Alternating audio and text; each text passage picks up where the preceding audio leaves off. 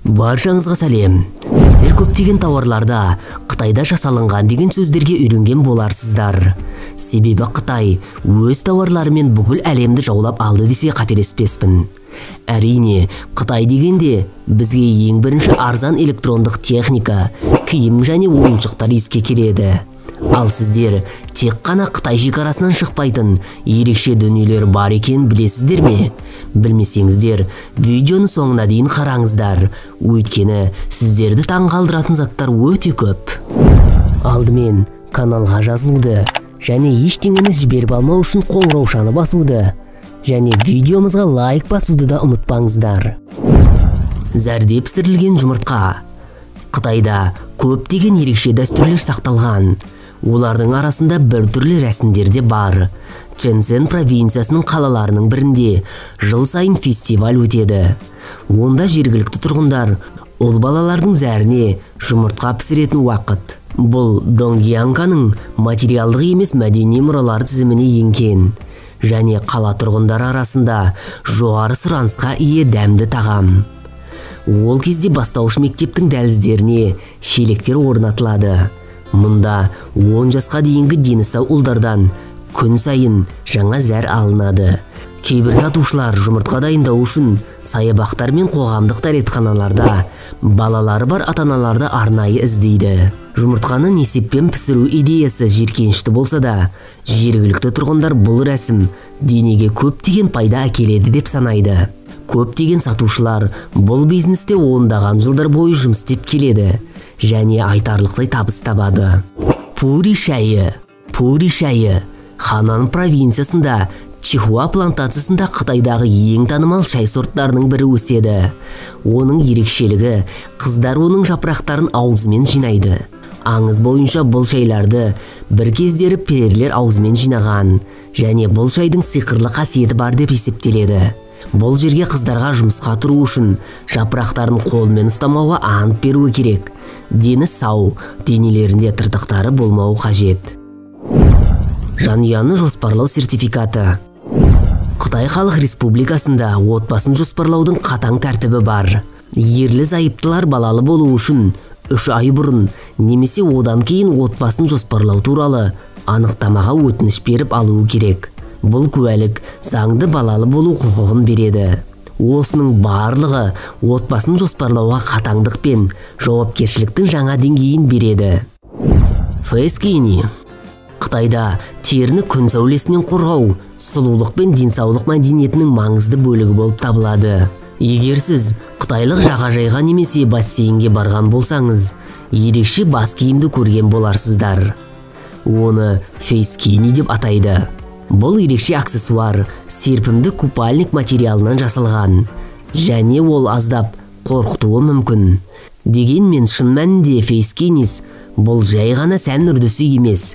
Теріні ультракүлгін сәулелерден, сондай-ақ медузалар мен басқа да теңіз жануарларының шағуынан қорғаудың маңызды шарасы. Қытайлық әйелдер, әсіресе қалаларда тұратын әйелдер, күнге күйеуден өте сақ болады. Бұл көбінесе әлеуметтік жағдайдың төмендігімен байланысты.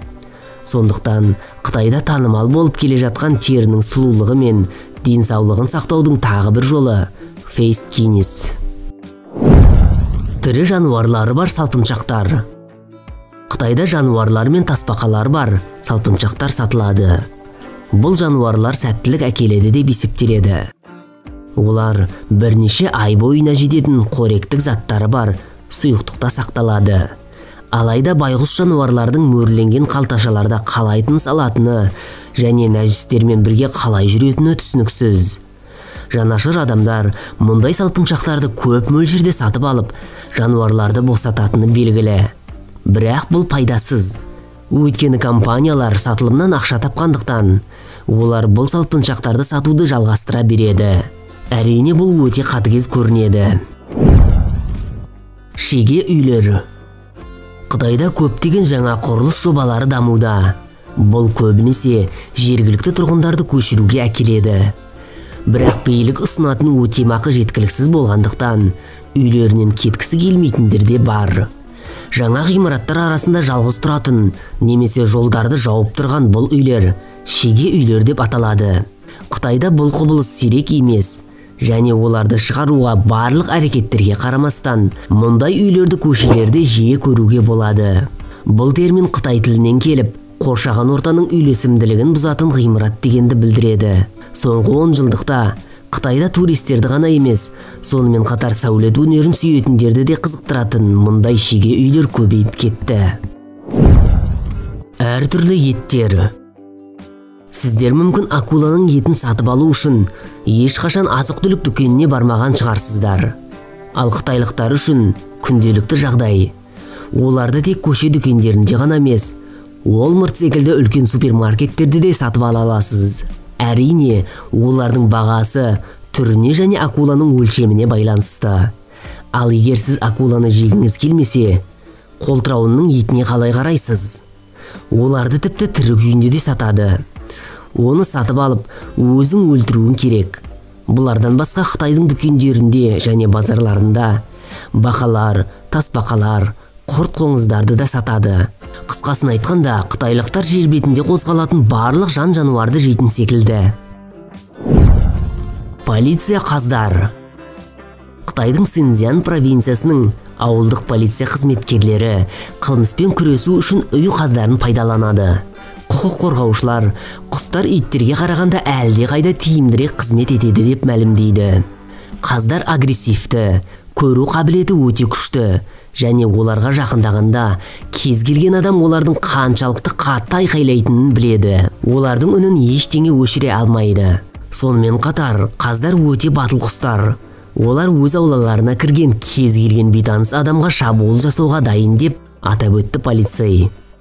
Иттерден айырмашылығы, олар тамаққа алданбайды. Сондықтан шабуылдаушы оны улай алмайды. Шегірткелер төбелесі.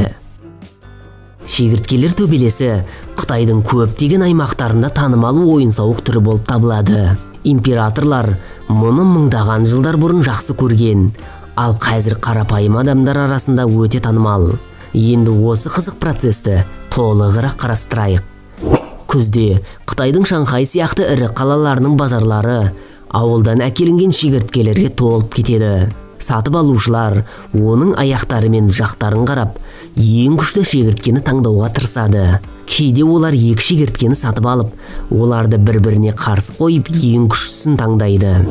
Бір шегірткенің құны $2-дан $50 дейін болуы мүмкін. Бірақ күшті шегіртке оған жұмсалған барлық ақшаны толықтай өтей алады. Жыртық шалбар. Әлемде кішкентай балаларына барлығы жүргек кигізіп қойып, ештеңеге алаңдамай жүре береді. Ал қытайлықтар бұл мәселені өздігінше шешті. Олар балаларына артқы немесе алдыңғы жағы жыртық шалбар кигізді. Бұл салт қытайлықтарда 12 ғасырдан бері бар. Соңғы зерттеулерге сәйкес, мұндай жүргектер уақыт өте қоршаған ортаға зиянды заттарды бөлетінін анықтағанын ескеретін болсақ, қытайлықтардың бұл әдісі өте тиімді болар.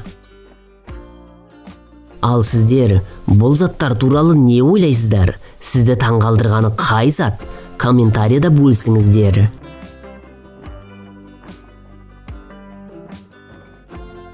Ал мына сілтеме арқылы өтіп, біздің басқа да қызықты видеоларымызды тамашалаңыздар.